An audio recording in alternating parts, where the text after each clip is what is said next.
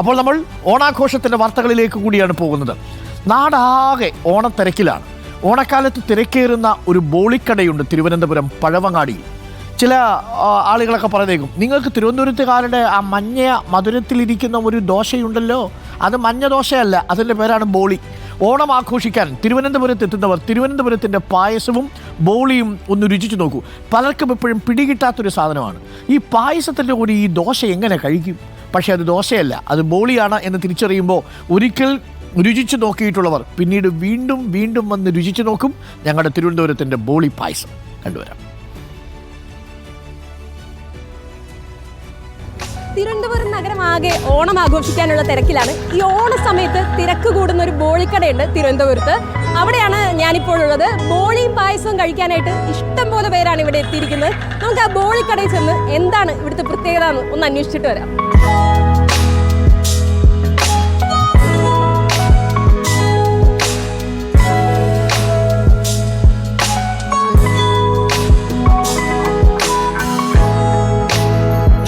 ലൈവായിട്ടാണല്ലേ ബോളി ഉണ്ടാക്കുന്നത്? ലൈവായിട്ടാണ് ഉണ്ടാക്കുന്നത്. ഈ ബോളി ഉണ്ടാക്കാനായിട്ടുള്ള കാര്യങ്ങൾ എങ്ങനെയാണ്? അതിനാവശ്യമുള്ള സാധനം കടലപ്പരിപ്പ്, പഞ്ചസാര, മൈദ, പച്ചരി അതിൻ്റെ പൊടിച്ചത്, പിന്നെ നല്ലെണ്ണ,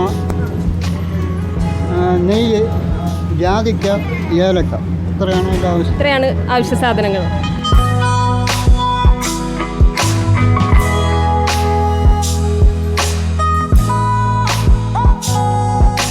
എങ്ങനെയുണ്ട് പായസം ബോളി? എങ്ങനെയുണ്ട്? അടിപൊളി. ഇവിടെ നേരത്തെ വരാറുണ്ടോ അതോ ആദ്യമായിട്ടാണോ? ആരെങ്കിലും പറഞ്ഞറിഞ്ഞു വന്നാണോ അതോ? റീൽസ് ഒരുപാട് കണ്ടിട്ടുണ്ട്. എങ്ങനെയുണ്ട് ഇവിടുത്തെ പായസവും ബോളി? നല്ലതാണ്. ഇതുവഴി വരുമ്പോഴത്തേക്കൊക്കെ വരാറുണ്ട്. പാലടയും ബോളിയാണോ എപ്പോഴും ട്രൈ ചെയ്യുന്ന കോമ്പിനേഷൻ?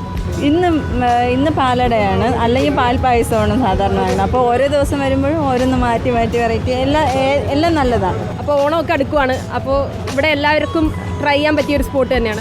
നല്ല ആർക്ക് വേണമെങ്കിലും ഇപ്പം ട്രിവാൻഡ്രത്ത് ഫ്രണ്ട്സ് ആരെങ്കിലും ഉണ്ടെന്നുണ്ടെങ്കിൽ വരുമ്പോഴത്തേക്കും മസ്റ്റായിട്ട് കൊണ്ടുവന്നിട്ട് ചെയ്യാൻ പറ്റുന്ന ഒരു സ്പോട്ടാണ്. എൻ്റെ ഫ്രണ്ട്സ് പുറത്തൊക്കെ ഉള്ള ഫ്രണ്ട്സ് വരുമ്പോഴത്തേക്കും ഞാൻ ഇവിടെ ഒരാളെങ്കിലും കൊണ്ടുവന്ന് കഴിപ്പിച്ചിട്ടേ വിടാറുള്ളൂ. എപ്പോഴും വരാറുണ്ടോ? ഇടയ്ക്കിടയ്ക്ക് വരാറുണ്ട്. ഏതാ ട്രൈ ചെയ്യാറ് ബോളിയുടെ കൂടെ പായസം? പാലിൻ്റെ പായസമാണ് കുറച്ചുകൂടെ നല്ലത്. എങ്ങനെയാ ഈ സ്ഥലത്തെ കുറിച്ച് അറിയുന്നത്? എങ്ങനെയാ പണ്ടോട്ടേ അറിയാവുന്നതാണോ? ഞാൻ PSC കോച്ചിങ്ങിന് ഇവിടെ വന്ന ആളാണ്. കോഴിക്കോടാണ് വീട്. അപ്പോൾ ഓണത്തിന് വീട്ടിലേക്ക് പർച്ചേസ് ചെയ്യാൻ വേണ്ടി വന്നതാണ്. ഓണത്തിന് വീട്ടിലുള്ളവർക്കൊക്കെ ബോളിയാണ് സമ്മാനമായിട്ട് കൊണ്ടുപോകുന്നത്. ഇവിടുത്തെ സ്പെഷ്യലാണോ ബോളി? ഓ ആണ്. ഞാൻ ആക്ച്വലി ഇത് കുടിച്ചിട്ടില്ലായിരുന്നു. എൻ്റെ ക്ലാസ്സിലൊരു ഫ്രണ്ട് ഇങ്ങനെ മേടിച്ചുകൊണ്ട് വന്നു, അപ്പോൾ ഇഷ്ടപ്പെട്ട് വരാൻ.